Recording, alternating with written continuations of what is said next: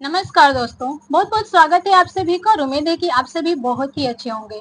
दोस्तों, आज supreme court के उस फैसले के बारे में बात करने जा रहे हैं जिस फैसले ने पूरे देश के लोगों का ध्यान अपनी ओर आकर्षित कर लिया है, केंद्रित करा लिया है।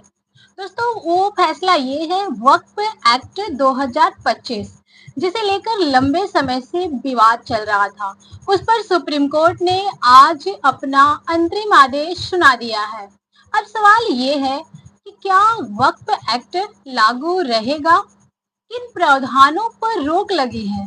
वक्फ बोर्डों में गैर मुसलमानों की भूमिका क्या होगी? और सबसे बड़ा सवाल, इसका असर आम जनता पर क्या पड़ने वाला है? तो आइए पूरे मामले को आसान भाषा में समझते हैं। दोस्तों, सबसे पहले समझना होगा कि वक्फ बोर्ड वक्फ है क्या। वक्फ यानी कि किसी मुस्लिम व्यक्ति द्वारा धर्म और समाज की भलाई के लिए दी गई संपत्ति है।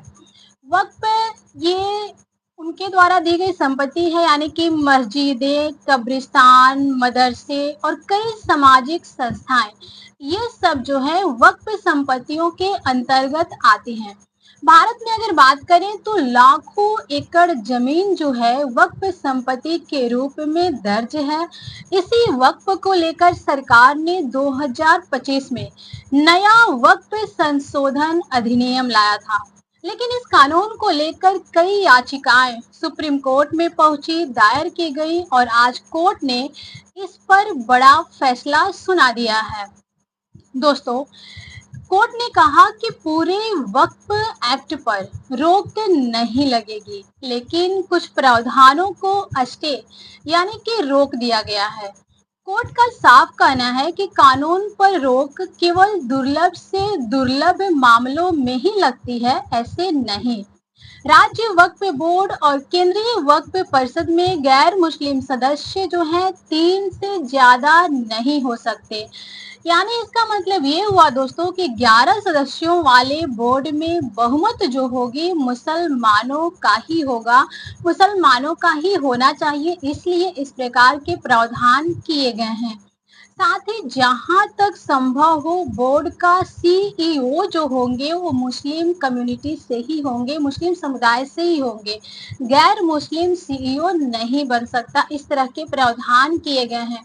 ये प्रावधान इसलिए जरूरी माने गए ताकि वक्फ की जो धार्मिक पहचान है वो बनी रहे।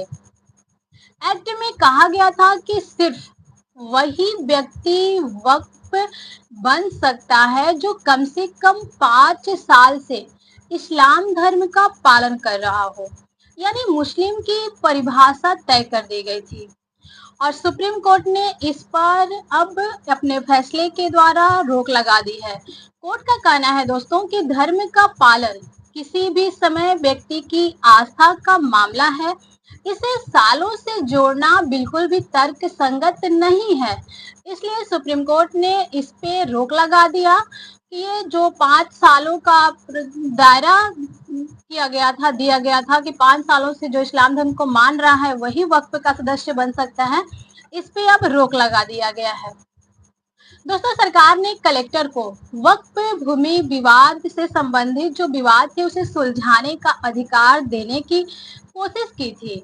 ये कोशिश की गई थी कि कलेक्टर जो है वक्फ भूमि विवाद सुलझाएगा, लेकिन सुप्रीम कोर्ट ने इस फैसले के द्वारा खारिज कर दिया। कोर्ट का कहना है कि कलेक्टर को नागरिकों के व्यक्तिगत अधिकार तय करने की इजाजत नहीं दी जा सकती।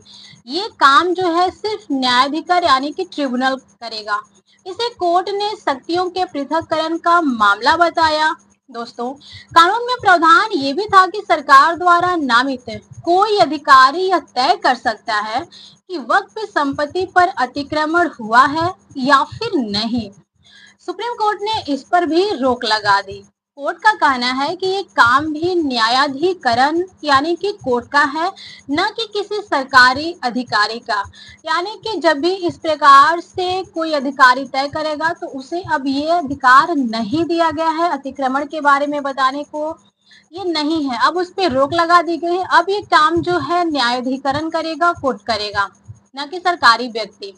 सेक्शन 3 और 4 से जुड़े कुछ प्रावधानों को कोर्ट ने अस्थायी रूप से रोक दिया है। इसमें खास तौर पर राजस्व रिकॉर्ड से जुड़े प्रावधान हैं और पंजीकरण की जो समय सीमा थी, ये भी धारा शामिल है और इस पर भी रोक लगा दिया गया है। अब सवाल ये है कि असर क्या होगा। दोस्तों, कानून लागू रहेगा, यानी वक्फ एक्ट अभी भी पूरे देश भर में प्रभावी है। कुछ विवादित प्रावधानों पर रोक लगा दिए गए हैं, जिससे धार्मिक स्वतंत्रता और न्यायिक अधिकार सुरक्षित बने रहें।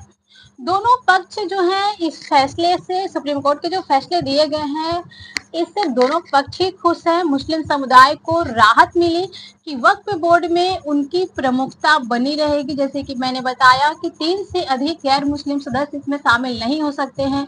वक्फ बोर्ड में बहुमत जो है मुस्लिम का ही बना रहेगा। वहीं याचिकाकर्ता भी संतुष्ट है कि विवादित धाराएं जो थी उस पर रोक लगा दी गई है, तो दोनों पक्ष इस पे खुश हैं। कुल मिलाकर सुप्रीम कोर्ट ने एक संतुलित फैसला देने का कार्य किया है, जिसमें किसी एक पक्ष को ये नहीं कह सकते कि उन्हें पूरी तरह से जीत मिली है या फिर पूरी तरह से हार मिली है। दोनों पक्षों की बातों को ध्यान में रखते हुए ही सुप्रीम कोर्ट के द्वारा फैसले दिए गए हैं। दोस्तों, वक्फ एक्ट पर सुप्रीम कोर्ट का ये फैसला हमें यही सिखाता है कि कानून और धर्म दोनों तभी संतुलित रह सकते हैं जब उनका आधार न्याय और समानता हो। आज के फैसले से यह भी साफ हो गया, पूरी तरह से स्पष्ट हो गया कि भारत का संविधान हर धर्म की रक्षा करता है, लेकिन साथ ही किसी भी कानून को असीमित शक्तियां देने से रोकता भी है। आने वाले समय में यह देखना बहुत ही दिलचस्प होगा कि इस एक्ट की बाकी धाराओं को लेकर सुप्रीम कोर्ट क्या अंतिम फैसला सुनाता है। आपको क्या लगता है दोस्तों, क्या सुप्रीम कोर्ट का ये फैसला सच में संतुलित है या फिर नहीं? कमेंट में अपनी राय जरूर लिखिएगा। और अगर वीडियो जानकारीपूर्ण लगी हो, वीडियो पसंद आई हो, तो इसे लाइक कीजिएगा, अपने दोस्तों के पास ज्यादा से ज्यादा शेयर कीजिएगा। चैनल पे नए हो तो सब्सक्राइब करके बेल आइकॉन जरूर प्रेस कीजिएगा। तो मिलते हैं नेक्स्ट वीडियो में, तब तक के लिए जय हिंद, जय भारत।